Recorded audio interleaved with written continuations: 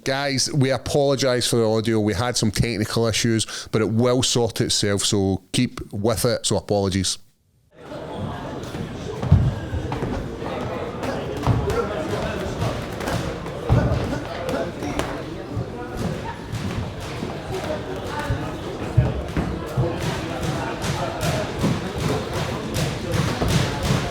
Hello and welcome to this week's Open Mat with a good friend of mine and Ross's. It's Adam Lusby from Enhanced Sport Performance, who is a strength and conditioning coach, and he specialises in the world of combat sports.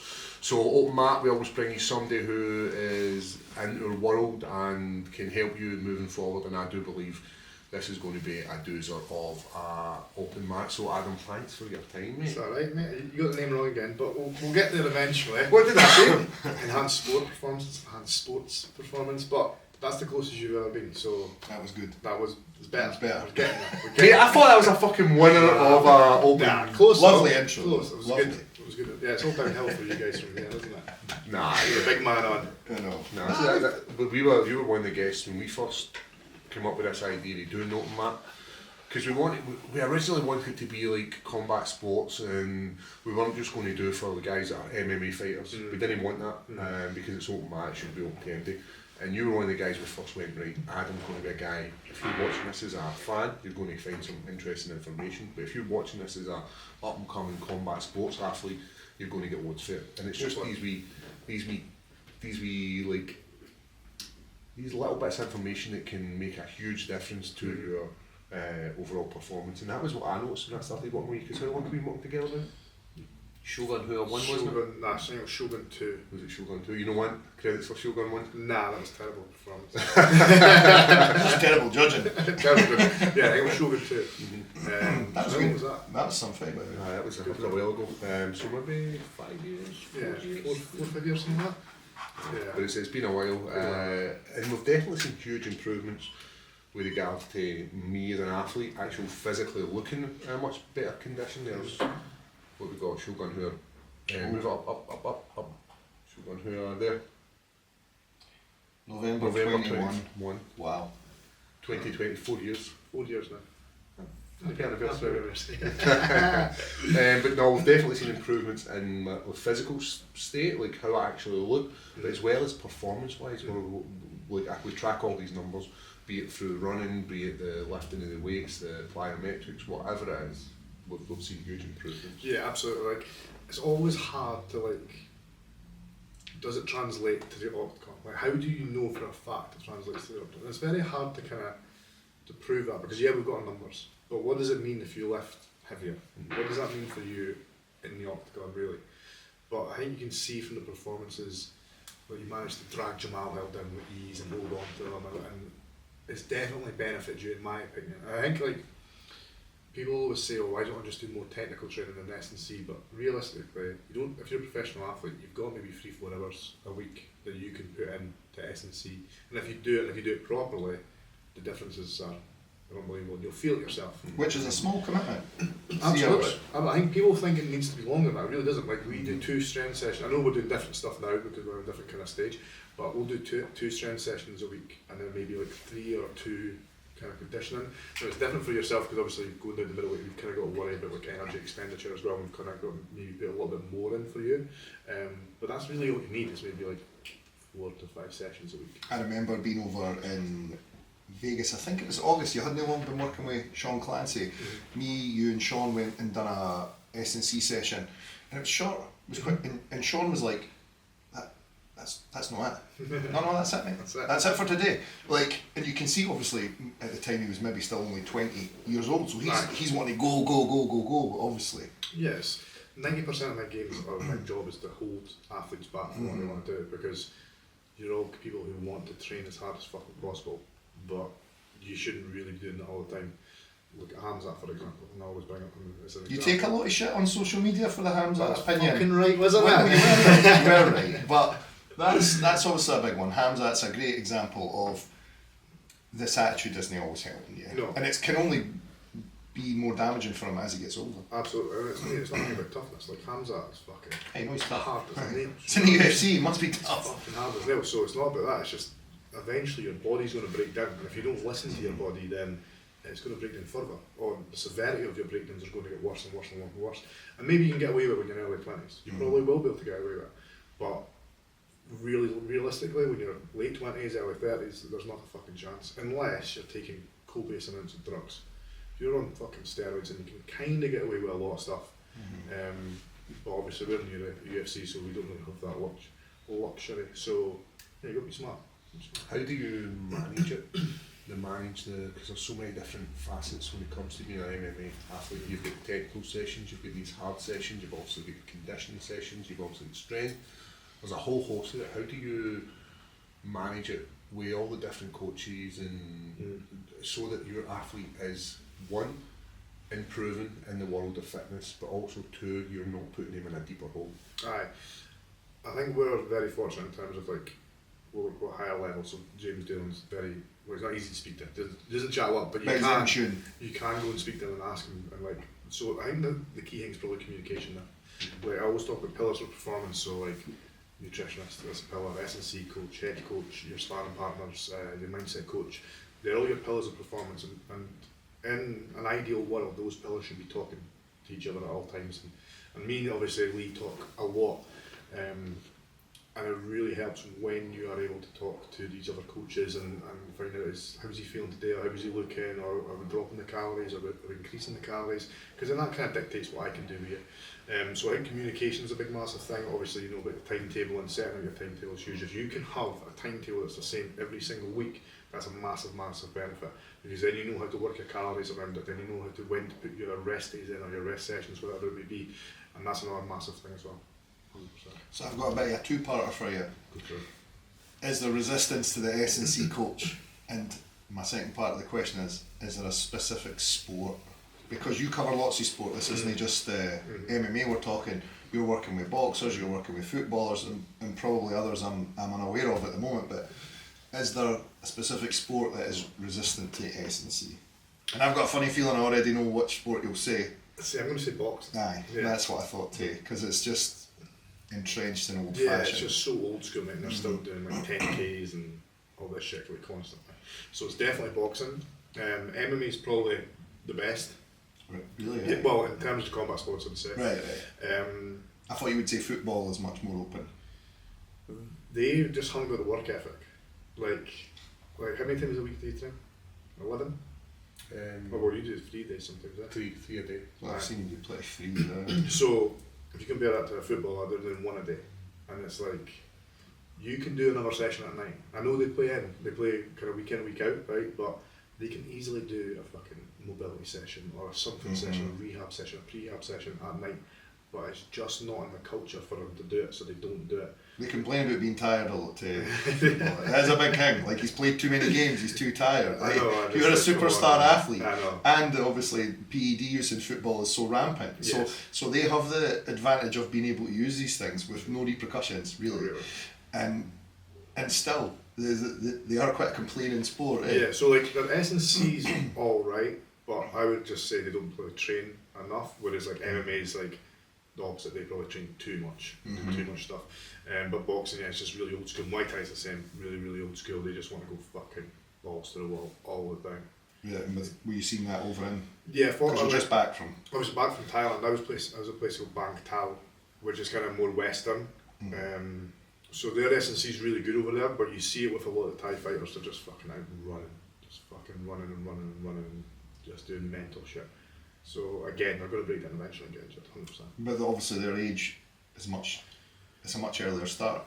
Yeah, well they start when they're fucking 6 or 6. I went to some fights, there was like a 6-year-old fighting a 7-year-old, and the 6-year-old's got 50 fights, and I felt a bit bad, honestly. Did you? Yeah, it was a bit weird kind of cheering on a 6-year-old to knock out somebody. And it's not padding, I thought they'd have shin pads or something on. Straight in? Just fucking head kicks, boom. I give a fuck. I'm not sure I felt like that. But after a few pints, I was like, yeah. Come on that one. Yeah, exactly. So you were saying that you just come back from Thailand. What is the culture like in MMA out there? It's definitely growing.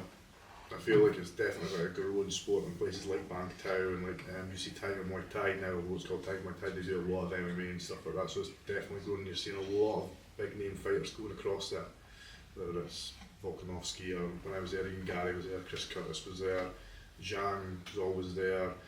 So there's big people that go across now to train there, so it's definitely like a kind of growing culture of MMA. Muay Thai's still by far the biggest sport by a country mile, but MMA's certainly grown 100%. Why do you think that is? Is it just the lifestyle that these people lead out there?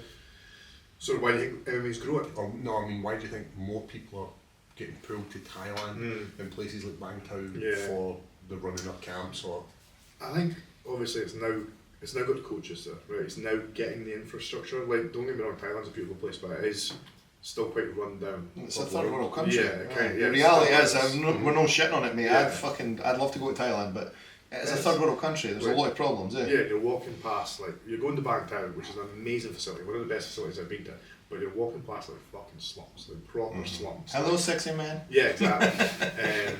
But yeah, I'm not. You know what I'm talking about. Oh, yeah. I'm not. They say that to everyone. Well, I think they do. Unfortunately, I thought it was just me. My ego's getting stroked every day, but then I said to everybody. But yeah, I think because of the culture, because of the infrastructure, the weather's obviously fucking amazing. How cheap it is as well. Like, you know yourself, when you're starting off fighting, you ain't got much fucking money. You know what I mean? So going across there where you're going to get the best coaching, you're going to have this amazing weather, you've kind of got a hybrid as well of like, if you're not taking like your fighting super seriously, or maybe you're off camp, maybe you want to have a few drinks as well. It's got that.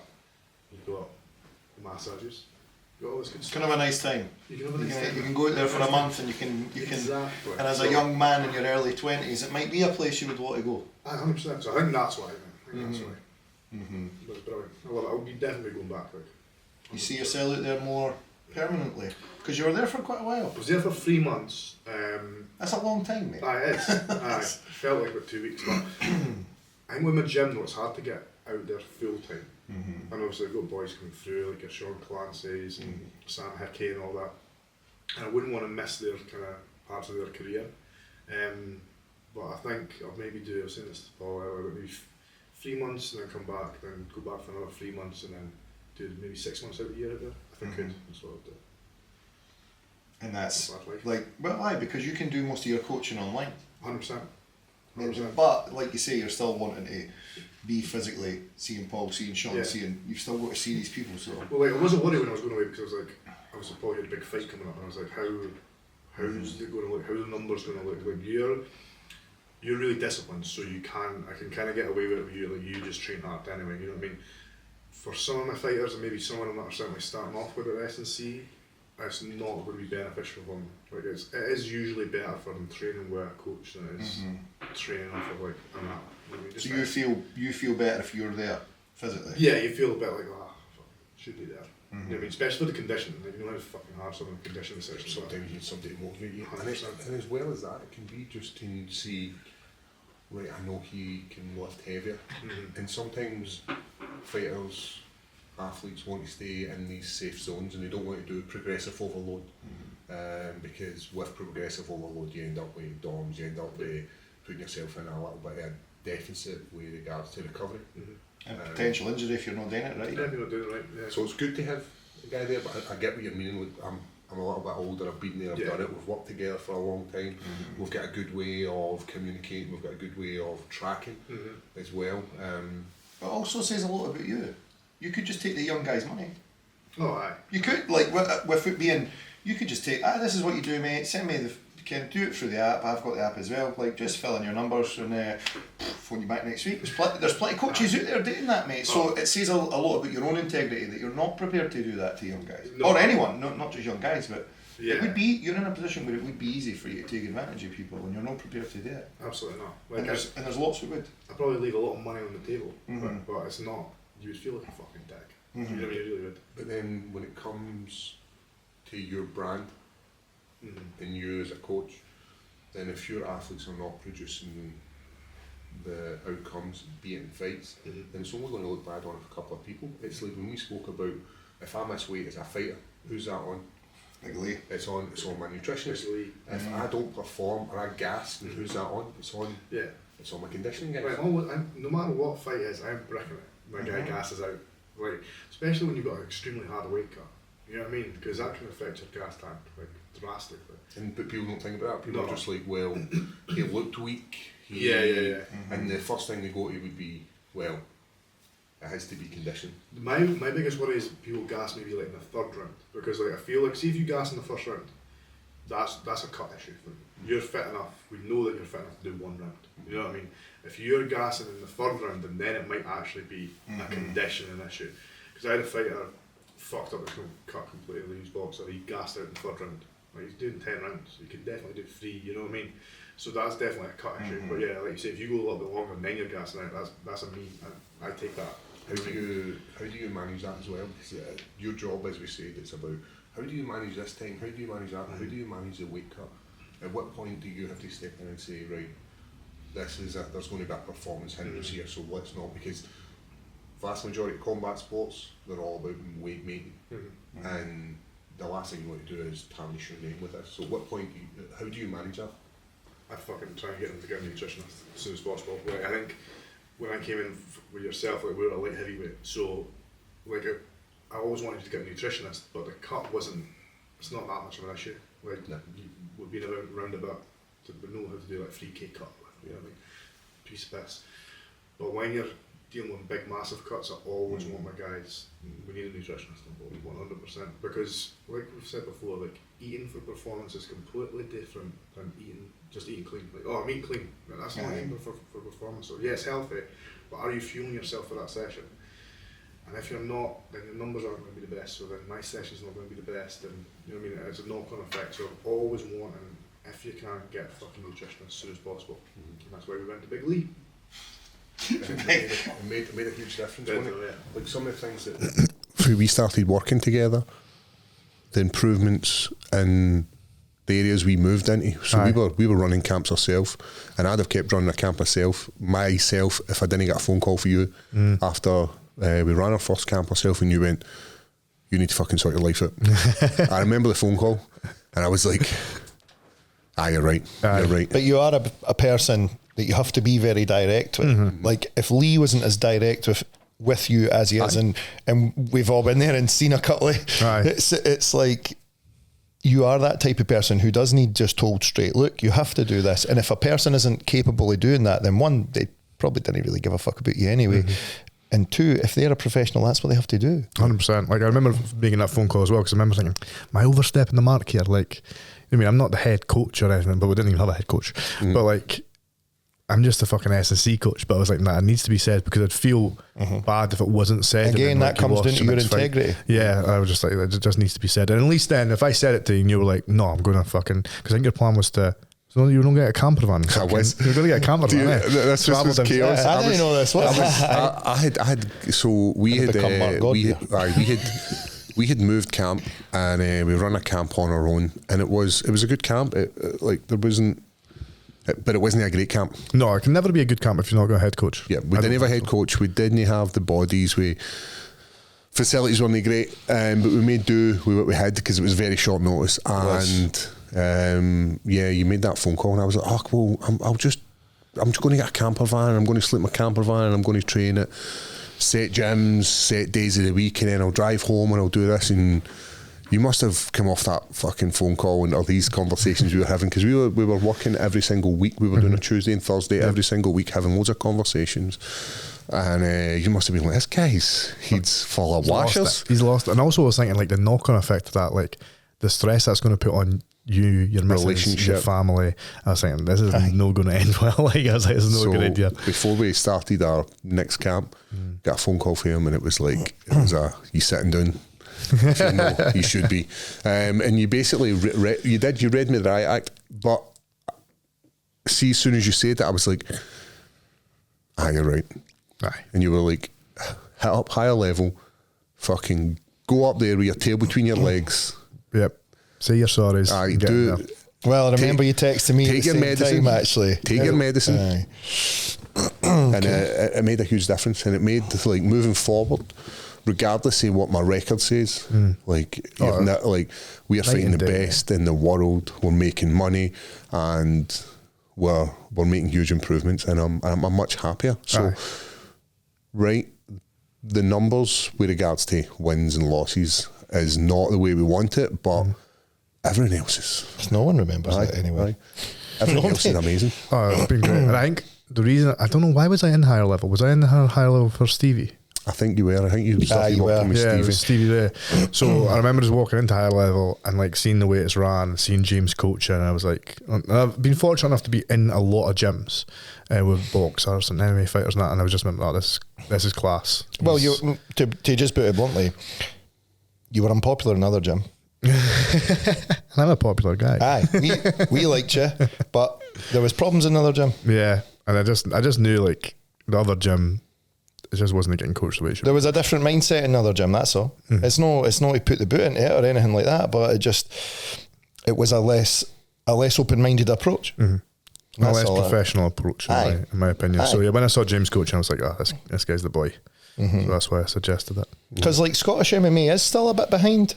Absolutely. It's still there's really only a couple of places which are taking a more professional and modern day approach to what's going on. It's not every coach wants to learn anything, mate. It's a lot of them are still doing this. Well, this is it. Like we said earlier on, this is how we've always done it. Yeah. So this is how we'll just keep fucking doing Nothing it. changes. And that's not a good way to be. I don't think. I think everybody needs to go, look, I don't know, all right, we've done it this way for a wee while, but There's stuff to be is there a learned. better way? Yeah, I mean, that's why I still go on courses. Like, I will not stop going on S&C courses. Not a fucking chance. You go with quite a lot of stuff. Yeah, because as you should. Because Always learning. Always learning. And such a young sport's always evolving. How did you manage to come into this sport? Obviously no.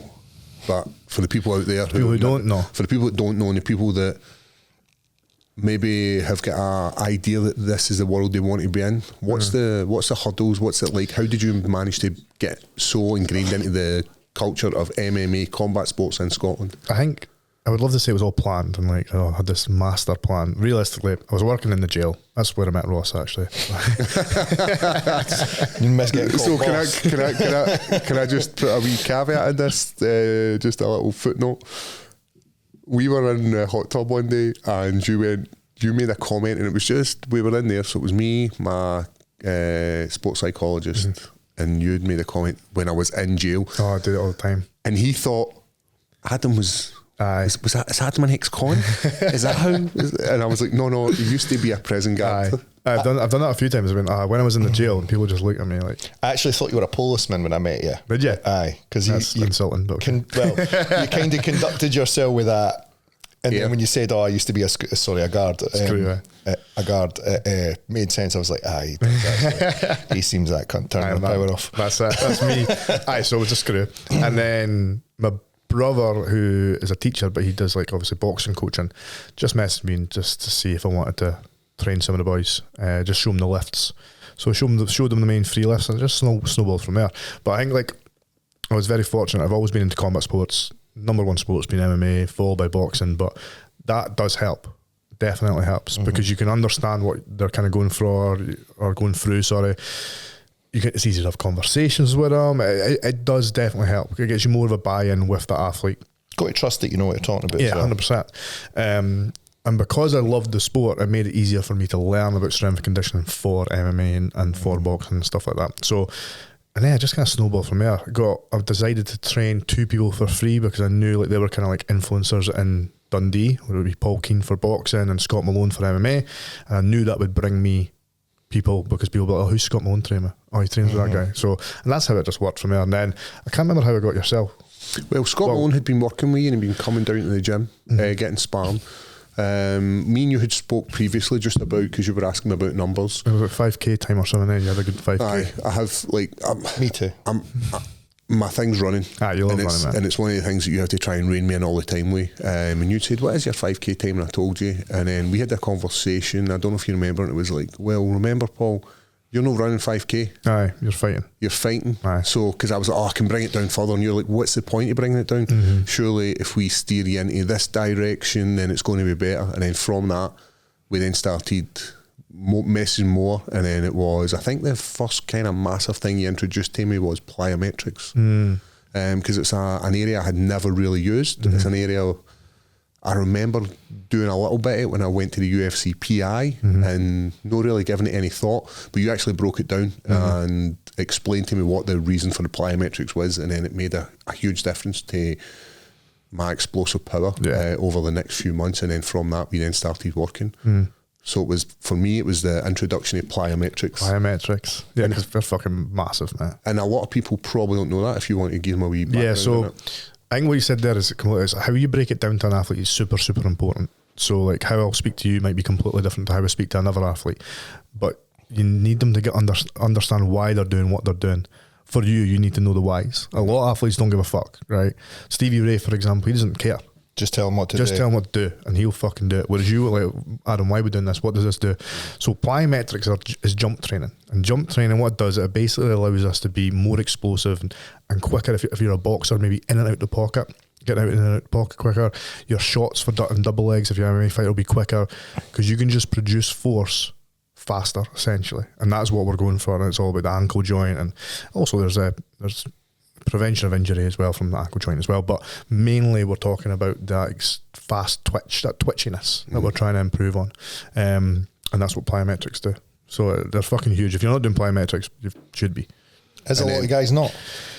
And You'll then be it was surprised, yeah. mixed with ballistics as well, because that's like... Yeah, so ballistics is medicine ball. It's the releasing of a weight. It doesn't need to be a medicine ball, but usually it's a medicine ball. So it allows us to accelerate through 100% of the movement. So usually, if you're talking about a bench press or something, you've got to slow down to de-accelerate the bar, because you've got to stop the bar, right? Whereas if we're throwing a medicine ball, we can accelerate through 100% of that movement. We don't have to worry about it, and we can just generate the maximum amount of force possible. And then over time, your 100% becomes your 99%, and then you've got a new 100%. So you're throwing that ball faster, and you're throwing that ball harder. And it's the same kind of thing with hill sprints, for example. Hill sprints people do wrong all the time. You should do like... Saw you taking a lot of grief for this recently on social media as well. Yeah, so like run for 10 seconds, say, up a slight incline, but then have 2 minutes rest, right? And it's fucking easy to do. Like, I'm not fit, but I can go and do that now. You do 10 seconds on, 2 minutes off, 10 times. You're not going to feel that kind of burning in your lungs. Like, it's not for that.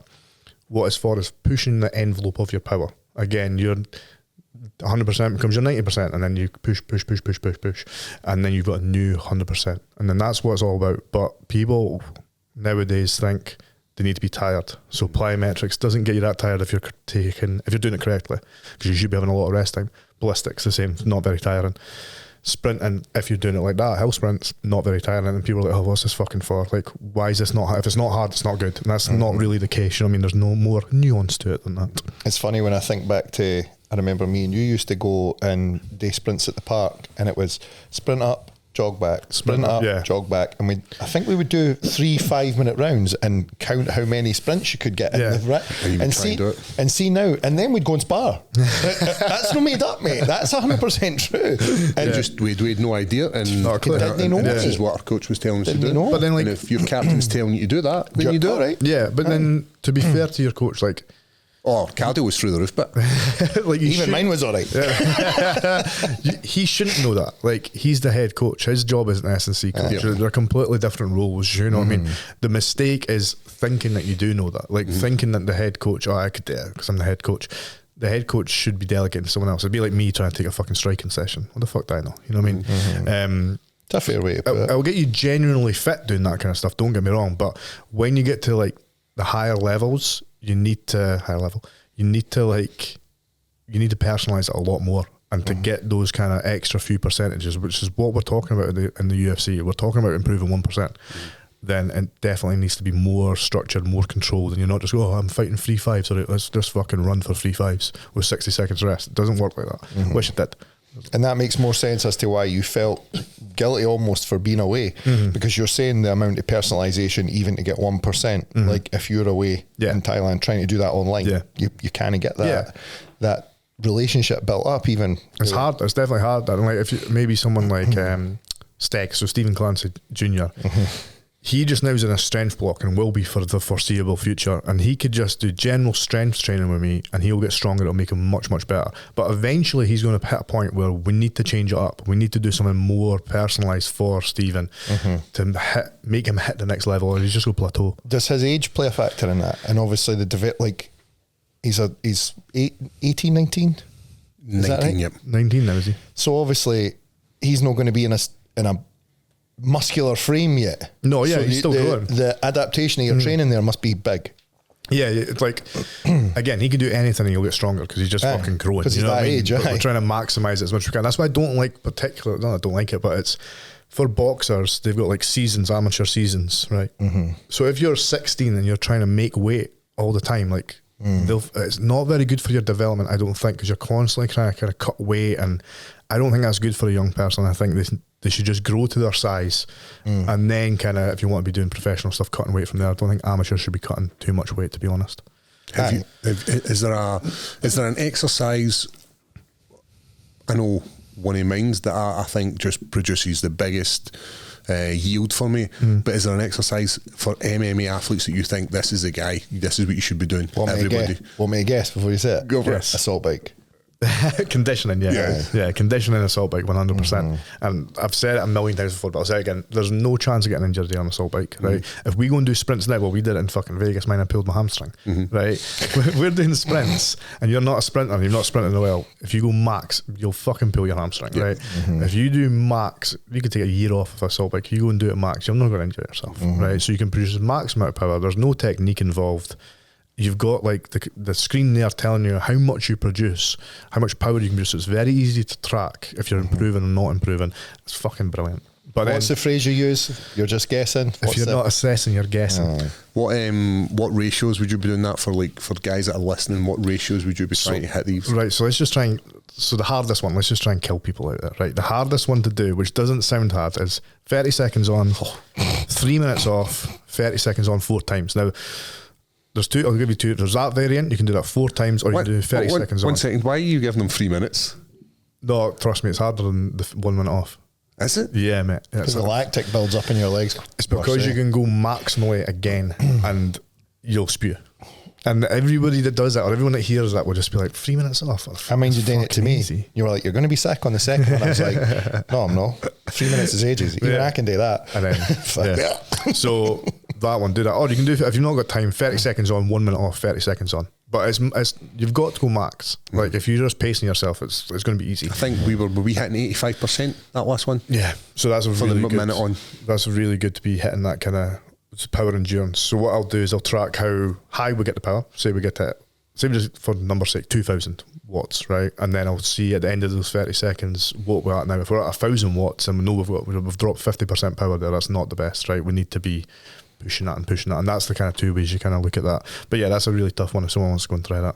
What about the 14 times with the 7 seconds? Is it 7 seconds? Is it 12? 6 seconds. 6 seconds on 12. You're just giving away all my fucking workouts here. Sorry, mate. Sorry. I mean, sitting watching that and you going, aye, what he's going to do? And I was like, again, it sounds like why? Yeah. So 6 seconds on, 12 seconds off. We do what's called wave loading. So maybe 12 sets 1 week, 14 sets the next, 16 and 18, then back down to 12. And that's like repeated sprint ability. So your ability to produce a short burst of force, a little bit of rest, short burst of force, which is very like the sport you're doing. Now, you don't always want to be replicating the sport, but sometimes it's kind of good to. You're saying giving away all your secrets though, but you're like on social media, you do give away a lot for free. It was just what you were mentioning before. Like in Scotland, we're behind by just being in Scotland because we don't do wrestling at fucking the age of 6 in school or Muay Thai or whatever. So we're already behind. We've got shit weather, so we're not outside. So if I can help people in any short way, or kind of small way I can, I will do it. Like, I don't mind giving shit away for free. You also have programs, a whole host of programs, be it if you're soccer, boxing, soccer, MMA. I use grappling specific as well. You do grappling specific. Yeah, grappling, programs? Muay Thai, MMA, boxing, and then if there's different levels to those. But if you want a personalised program, I've done it for. I've got a figure skater currently, rugby, just whatever sport you want. So when we first started, as we said 4 or 5 years ago, moving forward, how have you seen this sport of MMA develop? Because I've seen a massive change in some of your conditioning programs, with adding in different stuff, but then that's very personalised for me. How have you seen the game change with regards to conditioning?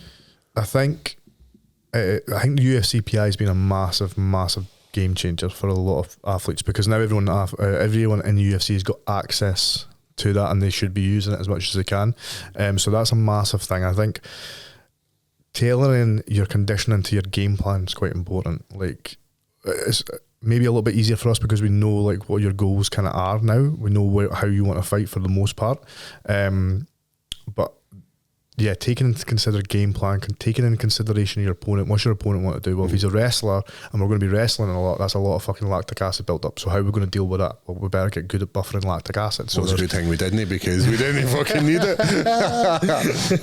So yeah, so stuff like that, right, is, and like you say, game plan doesn't always go the way you fucking want it, but that's a massive thing, like tailoring. And again, that's when you get up to the 1% and the higher level fighters, is when you like, who you fighting, what do you want to do? Or maybe I'll speak to James and be like, what does he need to work on? Or like, so I'll not say the fighter, but I messaged James and he was like, his kicks are a bit slow, could we do on someone to work on his kicks and get them a bit stronger as well, and blah blah blah blah. So worked on that. So those kind of things, that's when we're talking about the communication, game plan with opponents. That's massive. I watched you do a similar a breakdown with the Bilal Leon fight. So you watched how Bilal was training, and you were like, oh, he's going to fight like this. Yeah. And sure enough, he fought like that. He fought exactly like it. Yeah. So do you think that some fighters are maybe making a mistake putting out too much of this? Yeah, absolutely. I think you've got to be careful, and I'm always a bit cautious about putting out stuff and just thinking, does that give away too much? So I noticed also Bilal was doing a lot of knee kind of rehabby stuff, so he's definitely got a bum knee. But yeah, there's a lot of stuff that people don't realise that they're showing when they actually, because it looks like just a Zercher squat or something like that, isn't it? So, and then I think I messaged you before the Bo Nickel fight, and he's like, he's going to close the difference with a double jab and throw a big massive fucking overhand. And that's what he did. He just threw overhands. You done one of your breakdowns? I did a breakdown for him. Yeah, you need to actually put it out. What about how they're stopping your overhook? Aye. Yeah. No, don't put that out. Okay. Don't fucking put that out. Tell me. Can I ask a wee question? No. So I remember seeing when BJ Penn was still sort of at the top. Yeah. I remember thinking or hearing that his whole training camp basically revolved around strength and conditioning, because their sort of thinking was, he's already the greatest fighter. We can't make him a better fighter in 8 or 12 weeks or whatever length his camp was. So let's just get him as fit and as strong as we possibly can. What's your thoughts on that? Do you think that's maybe too much? I think there's a happy medium. So I think there's that, and I think Joe Rogan speaks about that a lot. There's outliers as well. Yeah, and I think also BJ's big issue probably was his conditioning. I think he was so talented that maybe he didn't really work too much. Like, he's known as the prodigy, so like he didn't really work as hard. Black belt in 3 years. Yeah, like freak. So I think for him that works.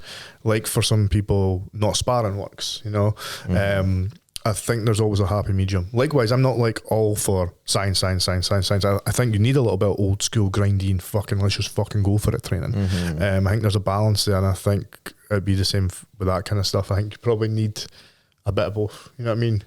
Yeah, you're the best fighter in the world, but you can still learn shit. How'd you deal with it? Because you've kind of really upset two communities by saying about Hamzat, his followers aren't keen on you. No.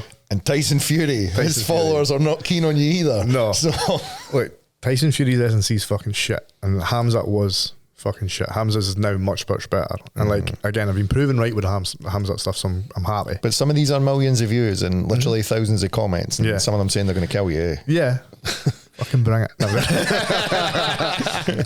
No, I really don't mind that stuff. Like, Because not really. It's not. It's like it's S&C. Is someone going to get murdered over S&C? Probably not. You know what I mean? Like, it's just the S&C. I think also because of working in a jail and stuff like that, you have actual murderers telling you they're going to kill you. So who cares? So I'm like, if some fucking nobody on TikTok's giving me shit, I could not give a fuck. I love it. I love going through your comments. Oh, they're so good. Some of them are so good, mate. It's very entertaining. Someone said, "What does this idiot know?" Yeah. Why don't you fight him? I was like, yeah, I'm not saying I'd batter Hamzat. I'm just saying his S&C's no good. What he's doing is unhealthy. Aye, and I'll get loads of shit. Like, I can't believe you're using the word nonce. That's so unprofessional. I'm like, why am I not allowed to use the word nonce? Not on normal community exercise. Is that what nonce stands for? There you go. I never even knew that. Yeah, written on your board at the front of the door. How did you not know that? They don't call it because they don't call them nonces anymore. Well, they're by themselves now. Protection. Never used to be. But that's where it comes from. There used to be a blackboard on the door, and they wrote all your fucking anything you would have needed to know, and that's what they put. Nonce, not on normal community exercise. That's what it stands for. Every day's a school day. So obviously conditioning is what got you in the world of combat sports. Yeah. What about successes? What has been like the moments for you where they've been like, this is like the pinnacle? The first one that springs to mind straight away is Krylov. How often have I said this? Because the night was fucking, it was jumping. Like the arena was jumping. They just opened up. COVID restrictions had just opened up. Was that then? Remember the roof had blown off the Oh yeah, I thought it was going to get arena, and cancelled. they thought it was going to get cancelled. Yes. Then there was the thing that's happening in the Middle East with Ukraine and Russia. Yeah, and that just started. Oh yeah, because he's Krylov stays in Russia but as a Ukrainian, and there was like a whole host of People were things booing with him, this. eh? People were booing him when he walked in. And Why he thought meant- he stayed in Ukraine, but he promotes or he supports Russia? No, he's Ukrainian but stays But a in pro-Russian. Russia. Oh yeah, so he's Ukrainian. I don't know where he lives, but he's Yeah. I think his And him then and his family are Russian. You would never see his flag. It's like they blocked basically the Russian flag. And Donbass guy. they had then moved us to the undercard, remember? We were meant to be in the main card. Yeah, and they dropped you. Well, that moment was fucking brilliant because it was such a good card. I think everything was a knockout, I'm pretty sure, on that card. There was loads of bonuses. That was Molly McCann getting spinning back elbow. Yeah, like, it was just a fucking brilliant. And then, like, you actually told me your game plan before you went into, like, I'm going to let him punch me in the face, basically, because he, like, overextends and then I'm going to triangle. And then it just went absolutely perfectly. And that was a brilliant one. I would still Did say you it should be corner this one. that? No, I'm 0-2 in your corner. So Yeah, we've don't taken put me you. in the corner. I've been sacked. We knighted you as the Drake of The Drake of corner teams. I don't think it is. I think it's just. I've done a few where I've won in Cage Warriors. Oh, I've done a few in Cage Warriors. I know. I think I'm not very good in Cage Warriors either. I think Scott Malone got I was knocked going to out. say, do you when not do Scott's corner? Yeah, he got knocked out though. You are the Drake. So I am the Drake of corner teams. But I carried that water well. What fights did you do? It was Ozdemir, Ozdemir? Brendan Allen. Brendan Allen. So it was. Were you in the corner for Brendan I Allen? was, yes. Ozdemir and Brendan Allen. I hated the Brendan Allen one because I just didn't like. I don't think you liked it either, did you? Apex. The atmosphere wasn't Peculiar great. place, And I man. just felt everyone was watching me, and I know they're not. They're watching you, but I was just like, this guy's watching me. Such a peculiar place. And then Karen Bryant, I remember she was like, Adam, and then it turned around and she like waved at me. I was like, oh, this is weird. Like, this is weird. Like, it's just too. Very personal. Like, Yeah, it's a bit too personal. You know what I mean? Yeah, I didn't like it. a lot of close access to fighters as well at the Apex. It's They've done away with that now. Oh, no, they're changing it to but- seating. Yeah, it's going to be like they're not putting seating in it, like proper. I think they're trying to get away from as many cards in the Apex. They're still going to run cards.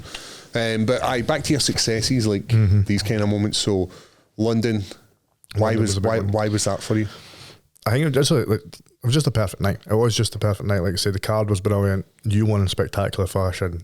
I think you got a bonus that night as well. And it's quite surreal for me because I'm a massive UFC fan, being at a moment where I'm like, fucking hell, I've got a client that's like in the UFC and winning in the UFC. Like, that's fucking pretty cool. And I'm pretty sure on your entrance on that one, they mentioned enhanced sports performance, and that was the first time I'd ever been mentioned on something like that. So just little things like that. You're like, fuck's sake, I used to work in Michelin, like a tyre factory, and now I'm doing this stuff as well. but there is the pressure element as well. Oh, absolutely. Like, say, like, if he gassed, I would be fucking like an idiot. So it's the relief of the pressure. It is all these. It is my, like you say, working in the jail, working in the tyre factory to this. Like, fucking hell, we've managed to pull this off. Right. Because I feel like that sometimes, mate. I get the Absolutely. imposter syndrome, eh? Like, Oh, fucking fucking right. hell, what am I doing sitting here? I know. It's And just all part of, like you said right at the start, you're going to Thailand and seeing these places where, and you come back to Scotland and are like, fucking hell, we're not getting this right, eh? Like, I want to go back to Thailand because I fucking liked it there. I think about this now more and more. I wish I had spotted much earlier that there was these, because I'm 35 with 2 kids and a mortgage. It's 2 kids at school. I'm not moving out to Thailand, but if I'd known about this at 18, 19, maybe things would have went in a much different direction. You can't do that. You can't dwell on things like that. But I'm just getting these small successes when really we probably felt like we weren't meant to. 100%. There's that, isn't there? Yeah. There's always that moment of, oh, I of have gratitude. Yes. I have done it. Like, I can do it. We are the same as everyone else. It's just we started a wee bit further back. That's all. 100%. That's how I feel. Yeah, you're absolutely right. And like you said, the highs in this sport, as everyone knows, the highs are high and the lows are fucking low. And I feel Crumpling. I feel that as well. You know what I mean? But Of course. You're part of the team. It's worth so it. it's high. It's definitely worth it. It is. So do you think you'll see yourself, obviously you alluded to being in Thailand half of the year, yeah. but I can tell just by the way you said it, you were like, fucking not really wanting to be back here. Man, Not you that know you're what? not wanting to be back here, but Yeah, like you'd rather be there, eh? I'm just torn because obviously I've got my got my clients, got my gym, got my friends and family, and that's always the thing that you don't want to be leaving, really. But if you've been to Thailand, you know it's fucking awesome. Like, the people are so nice. You know how, like, I don't know, you walk down the street and maybe there's a vibe of like, could kick off here a little bit, or like, you know, when you get that vibe, you know what I mean? Like, when you're working the doors, Aye, for you sure. just know, like, oh, there's a fucking atmosphere. This is a problem. And you Aye. walk, or for me, I was walking a hall and I'd be like, oh, something's way happening here. Aye. You do not get that in Thailand and whatsoever. Like, none of that. And everyone's so nice to you. Everyone's smiling and friendly to you, saying hello when they don't know you. Like, say, I put up a video and I was like, I thought it was suspicious at first. I was like, why are these cunts smiling at me? Like, just because they're actually nice. But we're just used to people who are not. Yeah, and it's Scottish folks, brilliant. the Isn't fuck I thought I was getting scammed all the time because I was like, he's been way too nice to me. He's fucking absolutely shafted me, this boy. Aye. But no, they're just fucking nice. You went to Bali as well? Went to Bali for a bit. That's fucking too mental. Like, I feel like that's too busy now. It's almost been a bit ruined. Ripped to bits with tourists. Yeah, like, Australians. man. Aye. I didn't realise how fucking rude Australians were. Aye. No offence to any Australians listening, but We'll offend them. they're fucking. These are rude. Yeah, a lot of With them are silly mullets and fucking rude. moustaches. Oh, their mullets are insane. The mullet moustache Mullets are thing's mad. insane. I see them walk up to my work. If you see the permed mullet with a moustache. Moustache, aye. Are you guys from Australia, aye? How Yeah. do you know? Like, it's There's just tons the of look. I don't know what it is. There's tons of them out there, and it's just, yeah, it's a bit too busy for me. Like, the roads are just fucking chock-a-block. It's fucking mental. But yeah, Thailand's the place I'll be going back to 100%. You probably just touched on it there, but what does the future bring for enhanced sports performance? Great question. Good question. Great question. Hopefully a UFC champion. That's what it brings. So who do you work with in the UFC, just so that people know? So yourself, Mickey Parkin, Chris Duncan. I'm sure it's going to be soon to be Sean Clancy. Quite an impressive CV. Yeah, it's not bad. It's Aye. not bad. There's two UFC fighters in Scotland. That's it, isn't there? So Do you still do a bit with Stevie or? no, Steve does his own thing. Aye. I'm not- Stevie Ray, that is. Stevie Ray, yeah. For people who. Good guy, like him. Let's give a man a fish, eat for a day. So That's you just, exactly it. So you just That's actually show it. them the ways of the warrior, Show them and the then ways. he can then move on. Showing ways. So yeah, work with those boys, and then in boxing, Sam Hickey's obviously going to be. He's Commonwealth gold medalist. He's going to be some talent.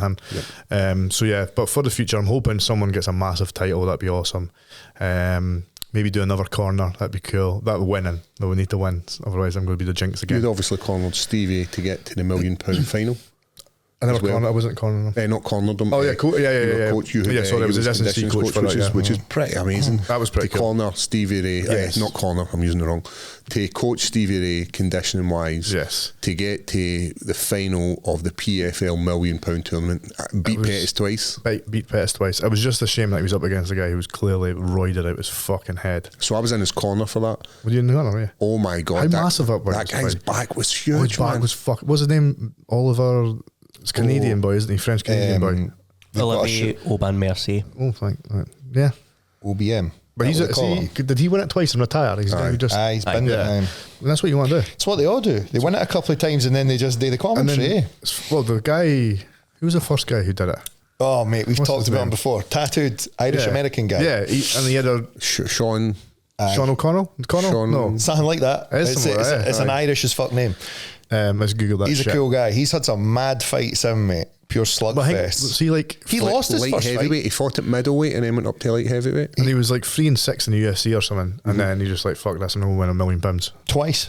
then just I'm retired. sure he won it twice too. And got the commentary job. And right? in the PFL, he lost the first fight. I'm sure he fought against that Vinny Magalesh and Vinny Lost. subbed him, and then they went through it and he fought him again and fucking knocked him out. That's insane. I don't think he is actually Irish. He's American, but he's. One of those Americans that claims to be Irish. I'm sure it's Sean all do O'Connell or It something. is, Like it that. is something like Sean that. something, eh? There he is. Sean O'Connell. Sean O'Connell, yeah. That's him there. Yeah. Sam boy. 41. That's the way to do it, though. You Won $1 want some million fucking twice. money, just fucking go across there, win £1 million.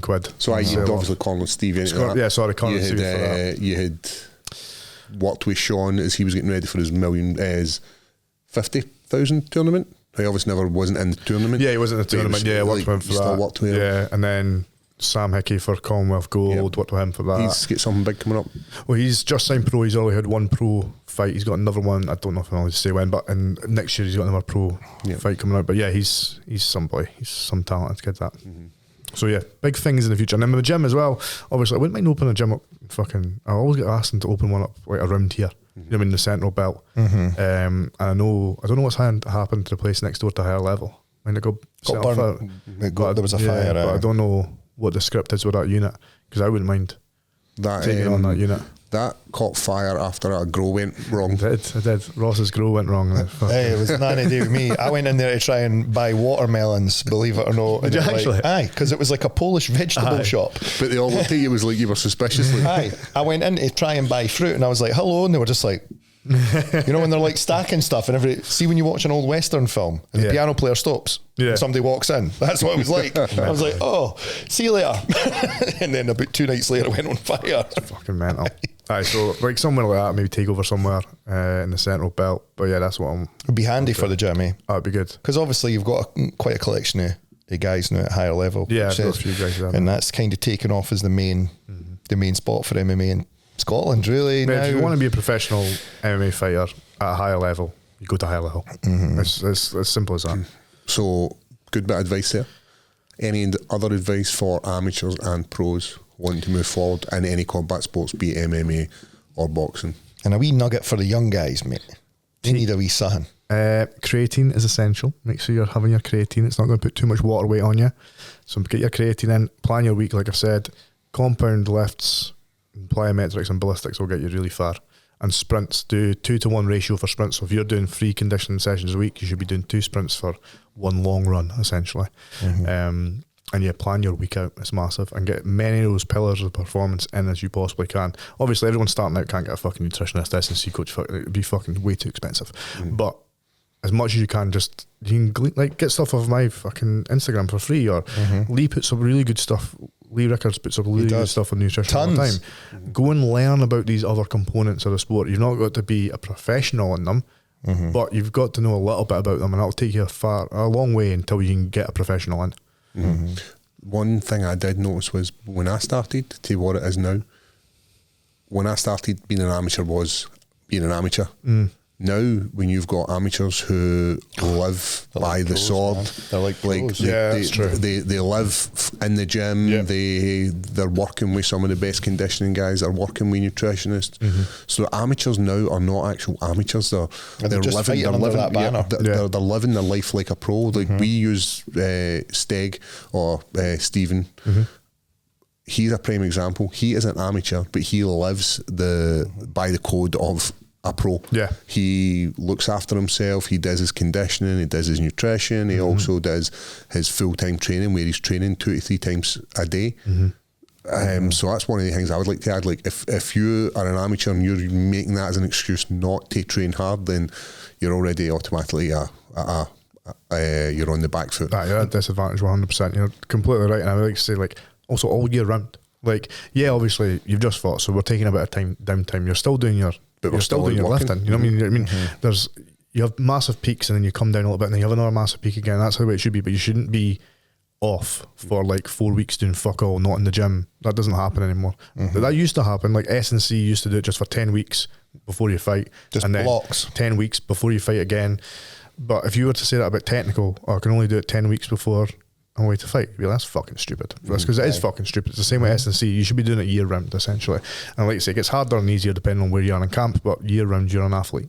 What about young guys? When should they start training with weights and things like that? See, this is quite a common one you get in your comments section. Yeah, so like it used to be like, oh, it's going to stunt your growth and shit. I used to get told that at school, mate. It's going to stunt your growth. You can't lift weights. And I was like, well, why? But it's not true. That's not. So it used to be like they used to think it damaged the growth plates, but that's been debunked now so many times. So basically, as soon as you fucking can. You know what I mean? Like Brock Lesnar's lifting weights since he was about 3 years old. Didn't stunt his growth.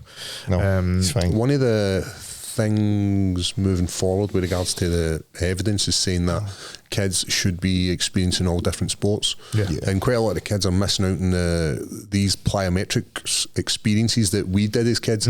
So running, jumping up and bushes, jumping off of trees, climbing, all these kind of things that develop these slow twitch fibres are now getting lost because kids are like, oh, I'm just going to sit and play the computer. Well, I was talking about this the other day. So there's a big, massive all-weather football pitch no far from my house. I'm not joking. You go up there on a weekend, it's fucking full. So I always go up there, like I'll go and pick up my son and his pals, and I'll do the old, I'll go on goals phase. Aye. Like, I'm always encouraged when I see so many. I'm like, no, there is still, and there's still dads out there doing a bit with them, and I think that is a big one. Us as dads, we are on our kids all the time, but there is still going to be that element. Like, my son's got friends, they don't leave the fucking house, mate. They are no late. Like, my son plays football every day of his life. Like, he's into football, he's into rock climbing, of course he's into playing the Xbox. He is. I would be too. Weather's shite. Like, I didn't want to leave the house to go fucking play football either, but there is, so long as we are pushing our kids, I think they'll be fine. It's the parents in the house who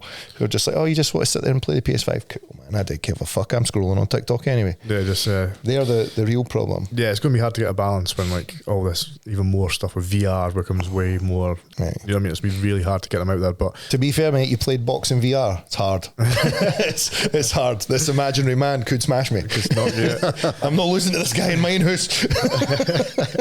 Fucking headbutting and shit. But like you say, like, yeah, it's a massive thing to have multiple sports, do multiple, because I think like in America they obviously have like people to go around and like coaches or like scouts just say, go around and be like, and they'll like tap guys up for like a 12-year-old for fucking college and shit like that because he's such a talent. But if they note that he only plays basketball or he only plays American football, that's like a red mark against his name.